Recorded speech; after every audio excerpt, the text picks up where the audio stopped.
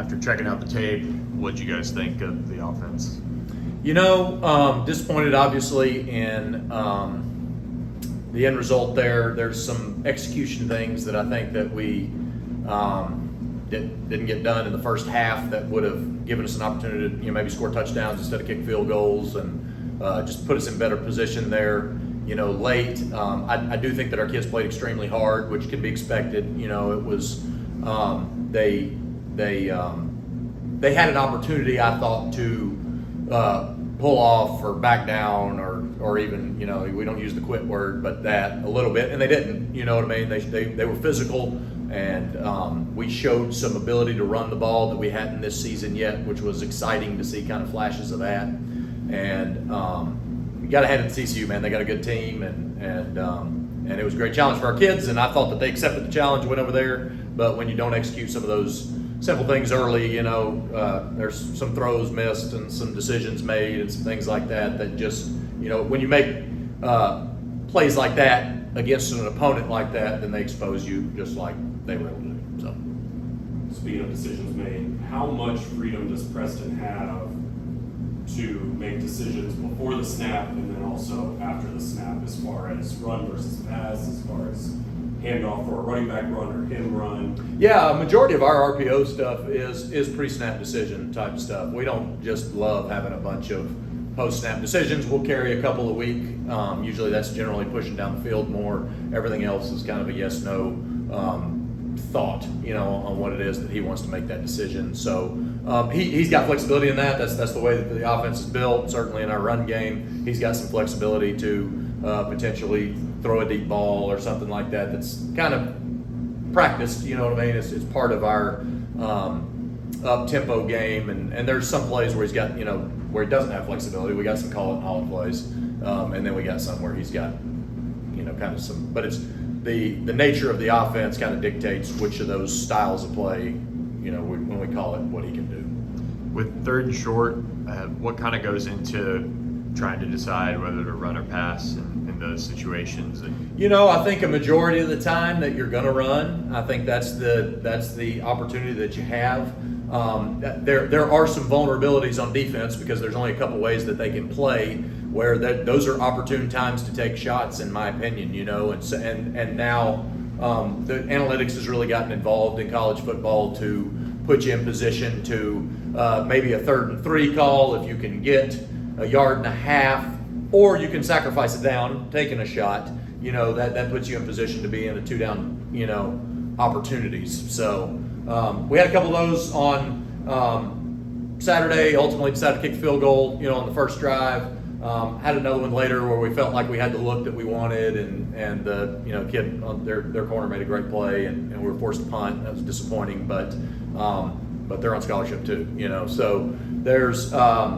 We kind of have a weekly game plan. We take these 4 or 5 calls in there. It's generally spaced out. We're going to take these 4 run calls, and we're going to take this 1 shot opportunity, and then kind of the flow of the game dictates what we call.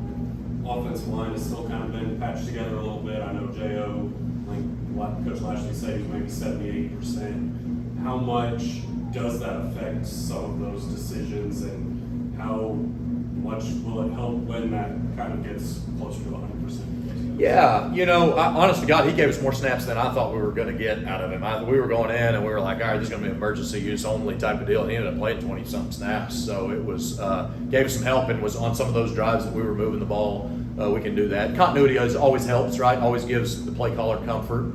And but we feel like we've got 6 to 7 for sure linemen that we feel like we can get in and play with and do those things. And so sometimes there's all right, this is crucial, this distance that we got to make sure that we get right here, and we can't sacrifice this. Opponent goes into those decisions. Your own personnel goes into those decisions. So I wouldn't say that they're always based on everything, but you got a chance to certainly account for those things as you're going. How close is maybe Jordan Hudson to seeing more time consistently? Because it just seems like every time he gets out there, something good happens. Yeah, he does make plays. Jordan's a guy that needs some life consistency, right? We've had other guys that we've talked about on our team that have come in and in order to do that from a reliability, a dependability standpoint, to make sure that we go in there and can execute the offense in its fullest. You know what I mean? I do think that we've got until he reaches that level, that we feel that comfort level, then it's going to have to continue to be select opportunities where he does have a chance to touch the ball and do those things. And he's working towards that, and he's doing good. Coach Likens is doing a great job, with him from that standpoint. It's just, in order for us to fully trust operating the entirety of the offense, then it's kind of limited to, man, we got to get him in position to play, like you said, but being a tempo team, if you have to substitute every single time that there's a situation, then you just got to be mindful of what it is that you got to install. Just maybe another one of those guys is Kamar. What have you seen from him getting the starts and getting the majority of the carries the last couple of weeks? Yeah, he did a great job. He kind of fell into it a couple weeks ago, right, with the suspension, and he responded in a great way. He was the guy that at the beginning of fall camp was in that same kind of position, and he's really done a great job. Coach Hall's done a great job working him back. I think it probably happened earlier than even we expected it to, and probably even Kamar expected to, and he's responded in an appropriate way, and so I think that having him healthy, having him focused, having his life in order more is making him a better player, and we're getting trying to get the same results out of Jalen Knighton, trying to get these healthy, trying to get LJ Johnson healthy, trying to get the same results out of Jordan Hudson, all those guys that have tremendous talent and have flashed on tape, get us in position. But, Coach Lashley's got to make decisions about how we operate as a team and what our culture is going to be, and we got to make sure that we're not flexible in that, in order for the long game to be where we want this thing to be. Preston was really disappointed. I mean, I know a bunch of guys were, but it just seemed he was really disappointed on Saturday. How do you kind of work with him mentally to make sure, hey, he puts that one behind him and moves on in the right way? Yeah, Preston he's hard on himself. The best players are the ones that are the hardest on themselves, right? And really evaluate themselves the hardest. He's not shied away from it at all. He came in and had conversations with a number of our coaches about, hey, this was my mindset going into the game. This was it post the game.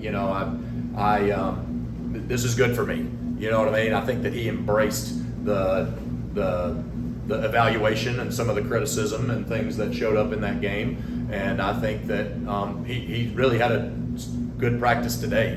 He's still in that leadership role on our team, and maybe it's even some of the first times that he's experienced some of the, 4-time state champion or whatever he was. So it's good to see him face some adversity and handle it the way that we want him to right now. He's been super professional about that so far, and we got to do a good job as coaches of massaging that and highlighting what's important that we got to get corrected from an execution standpoint, but then not rubbing our nose in something that doesn't matter anymore, right?